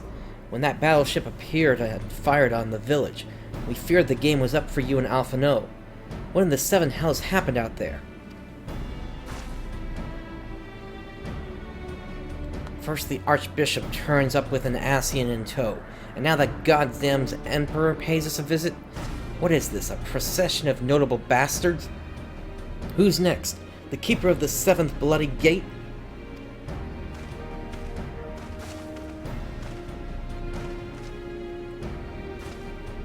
No one so notable, Master Garland. I am happy to report that the Zundu were overjoyed to learn of Bismarck's demise. Chief Zonu sends his warmest regards, Prince. There was much talk of westerly winds.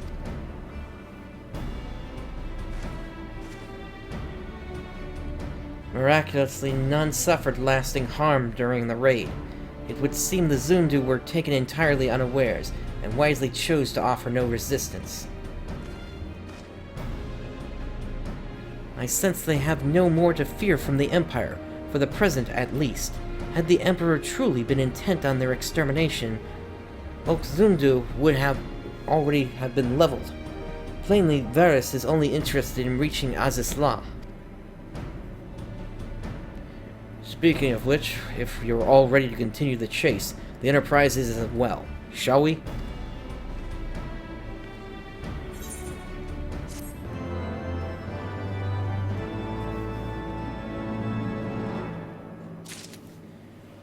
Alright, let's speak to Sid once again.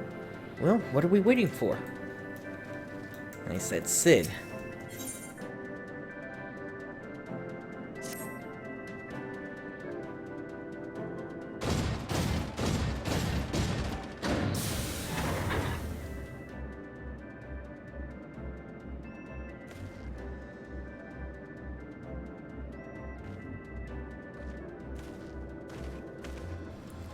Lest you wonder, Wedge was able to calculate the heading indicated by the beam of light emitted by the key.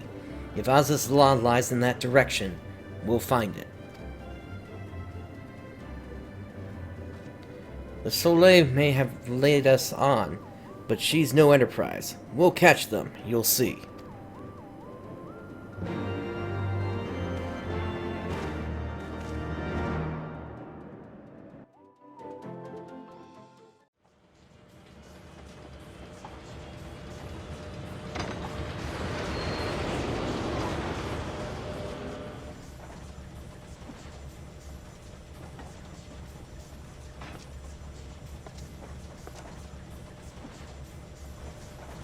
I did not think that I would ever have occasion to pilot a suit of Magitech armor again, least of all under these circumstances.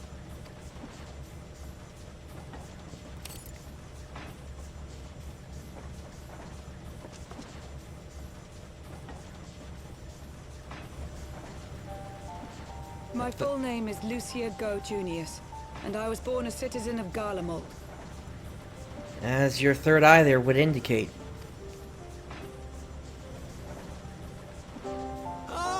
That explains it. When we first met in Ishgard, I very nearly called you Livia. Livia? Livia Sasjunius? The tribunus who served under Gaius van Baelsar? Aye, she was my sister, though we spent little time together. After our parents were killed in an uprising, we were sent to live in different households, setting us on separate paths. Livia felt at home on the battlefield and chose to become a soldier, while I underwent training to become a spy. Then, Ishgard was... my mission. It was believed that Allagan relics of great worth were stored in the vault, and I was sent to investigate. Though I was given little information at the time, I now suspect I was searching for the key we but recently lost. And then I met Ser Aymeric.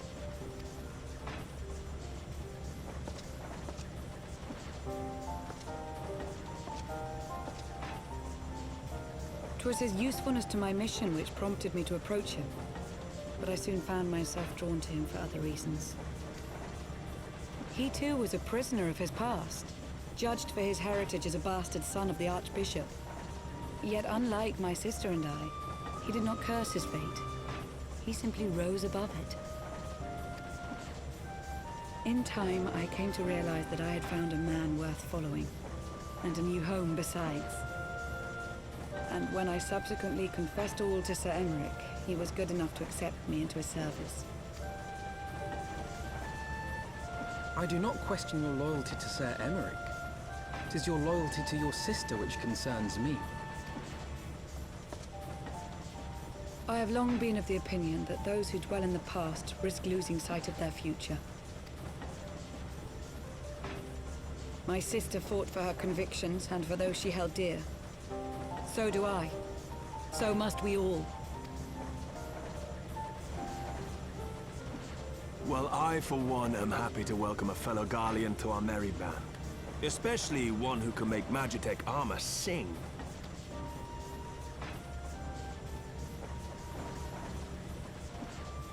Chief, we should be getting close. Once we break through those clouds, we'll be right where the light was pointing. Right where Aziz's lair should be. Hold on, everyone!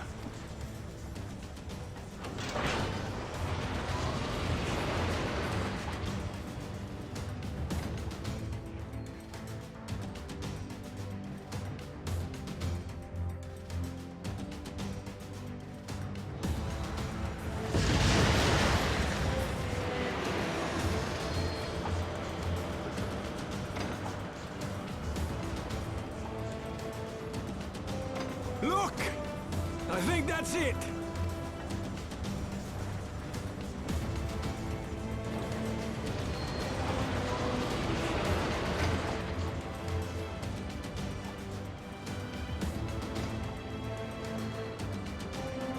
Chief, is that Allagan?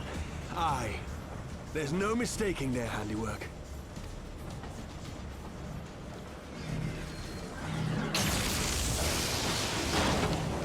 What was that? Some sort of barrier.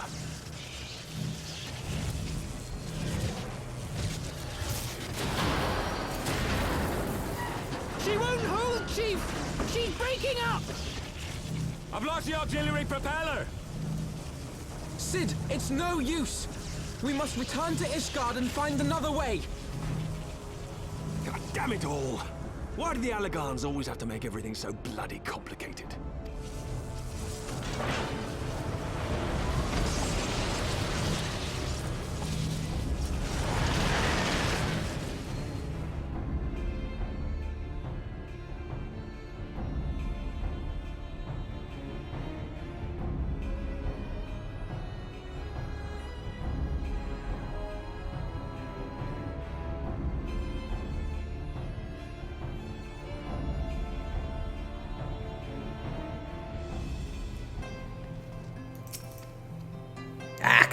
And we'd barely finished repairing the damage incurred during our sky fishing trip.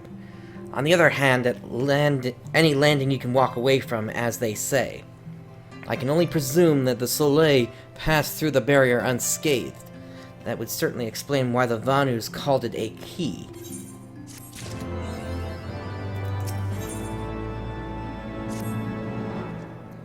Assuming Sid is correct, and I have no reason to think that he is not, the Vanu's key is required to pass through the barrier protecting Azizla. But even without it, we must find a way to reach the Isle. I shall have everyone convene at the seat of the Lord Commander, that we might discuss how best to proceed. As before, make yourself known to the guardsman when you arrive, and he will show you in.